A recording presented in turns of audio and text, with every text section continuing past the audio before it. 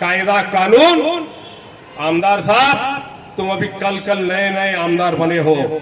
मुजफ्फर हुसैन पिछले 30 साल से राजनीति करता, देश भर की राजनीति करता है, और कायदे कानून का बाप हूं मैं। क्या हूं? कायदे कानून का बाप हूं।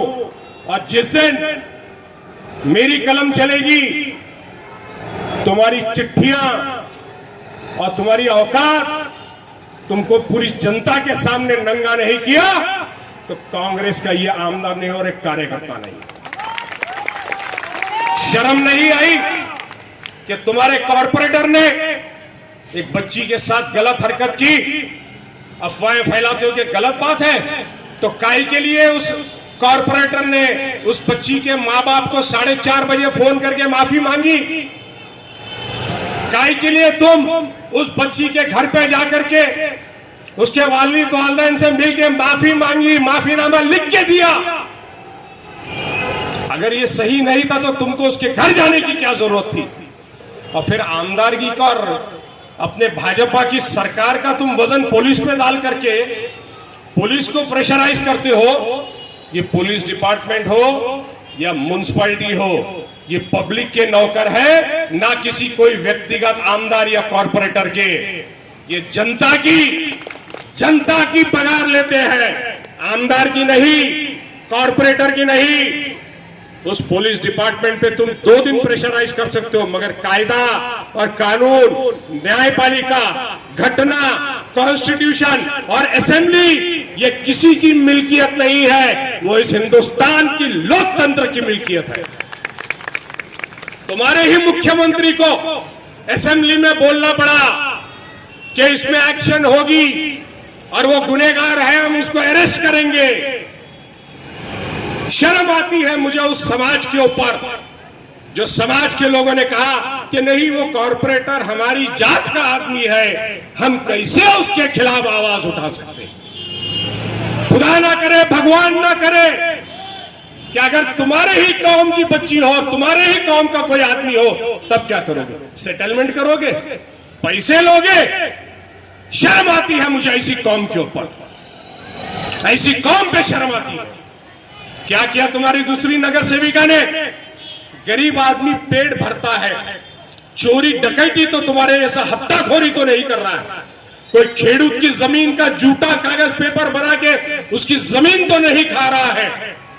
तो गरीब गटाई कामगार दलित समाज के लोग अपना पेट भरने के लिए जगह जगह पे टपरी लगा करके जो मेहनत का काम है वो करते हो, आप उसको उसकी जात के ऊपर गाली दोगे?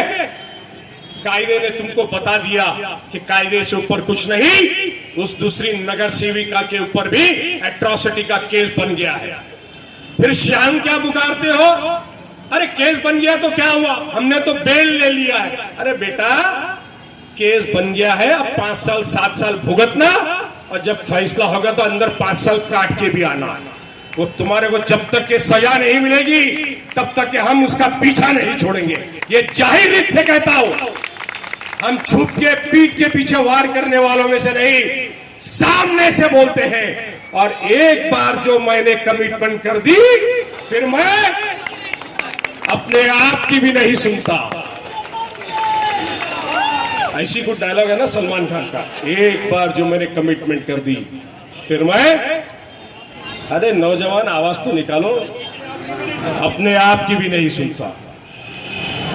मैंने कहा उस परिवार से भी, बोरी समाज के मुखी साहब को बुलवाया, सैयदना साहब को लेटर लिखा कि कैसी तुम्हारी जमात है कि उसके किसी के साथ में गलत हरकत हुई है और तुम लोग उसे कहते हो कि सेटलमेंट करो। अपनी मां बहनों की इज्जत को लुटवा करके आप पैसे लेने की बात करते हो। यह मैंने सैयदना साहब को लिख करके भेजा। मैं डंके की चोट पे बोलता हूं, सामने से बोलता हूं।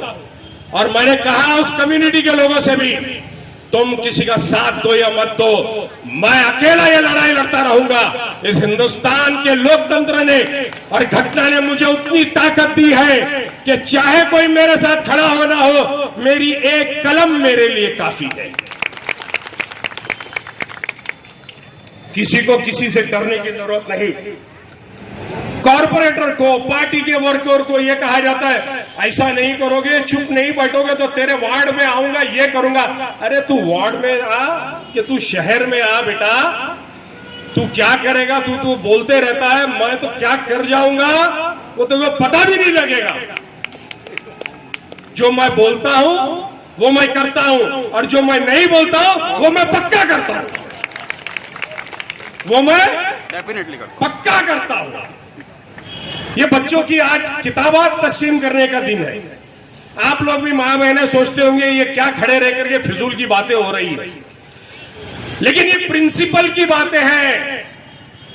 आपके कुरान मजीद ने, हदीस ने जो कुछ बातें कही है वो प्रिंसिपल्स है जीवन के, जिंदगी के, और यही प्रिंसिपल है कि सच्चाई का साथ देना चाहिए। और सच्चाई की जो ताकत होती है, सच्चाई की जो आवाज होती है, उसे कोई नहीं रोक सकता, उसे कोई ठुकरा नहीं सकता, उसे कोई झुकला नहीं सकता। यही बच्चों को सीख देने की जरूरत है।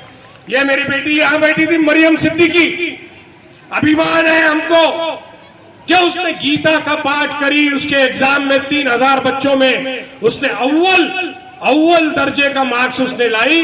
हरे रामा हरे कृष्णा मंदिर वालों ने, इस्कॉन ने, जो भगवत गीता का प्रचार करते हैं, उन्होंने भी सोचा कि एक मुसलमान बच्ची को इसमें लिया जाए ताकि वो पढ़ेगी और बोलेगी, और अगर पास हो गई, अव्वल नंबर आई, तो गीता का और ज्यादा प्रचार होगा। अच्छी बात है। ये हिंदुस्तान की पचरंगी है जहां पे हर मजहब एक साथ रहता है। पानी पे जितनी भी लाठी मारो, लाठी टूट सकती है मगर पानी अलग नहीं हो सकता। जिस हिमालय की गोद से, जहां पे शंकर भगवान मौजूद है, जहां पे अमरनाथ की यात्रा के लोग जाते हैं, वहां से गंगा बहती है, वहां से चेनाब बहती है, वो पानी वहां से उतर करके हिंदुस्तान के तमिलनाडु तक जाता है। वो पानी हिंदू भी पीता है, मुसलमान भी पीता है, सिख भी पीता है, ईसाई भी पीता है। वो पानी में कोई फर्क नहीं होता, तुम्हारे हमारे खून में कोई फर्क नहीं होता। ये दुनिया के अंदर आए हुए लोग जो पानी और खून में फर्क करना चाहते हैं, उनका खून सफेद हो चुका है, उनका खून सफेद हो चुका है। आपके हमारे रसूलुल्लाह सल्लल्लाहु अलैहि वसल्लम ने जो फरमाया, इंसानियत, जो भगवत गीता ने बताया, मानवता धर्म जो रामायण ने बताया, मर्यादा पुरुषोत्तम राम जो भगवान श्री कृष्ण ने बताया, सच्चाई का साथ देना जो भगवान हनुमान जी ने बताया कि सच्चाई का साथ देने वालों को शक्ति कितनी बड़ी आती है। ये सारे किरदार हैं कि भगवान राम के किरदार से आपको क्या सीखना है। बच्चों ध्यान दीजिए, ये आपके लिए कह रहा हूं कि मर्यादा पुरुषोत्तम राम जी के आपके सामने हुजूर सल्लल्लाहु अलैहि वसल्लम का पूरी जिंदगी है, पूरी हदीसें हैं। हिंदू मैथोलॉजी के हिसाब से भगवान राम, मर्यादा पुरुषोत्तम राम जी का जब रामायण आप देखते हो तो क्या देखते हो, क्या सीखते हो? कि आप और हम अपने असली माँ बाप की बातें नहीं करते, उनकी खिदमत करना तो दूर, बुढ़ापे के अंदर ये सोचते हैं ये बहन के घर में जाके रहे, ये भाई के घर में जाकर के रहे। उस मर्यादा पुरुषोत्तम राम जी के जीवन से एक ही बात सीखने मिलती है कि सौतेली मां के कहने पर अपना सत्ता जिन्होंने छोड़ दिया और 14 साल के लिए वनवास भोगा, यह उनके जीवन से सीखने मिलता है। भगवान श्री कृष्ण से क्या सीख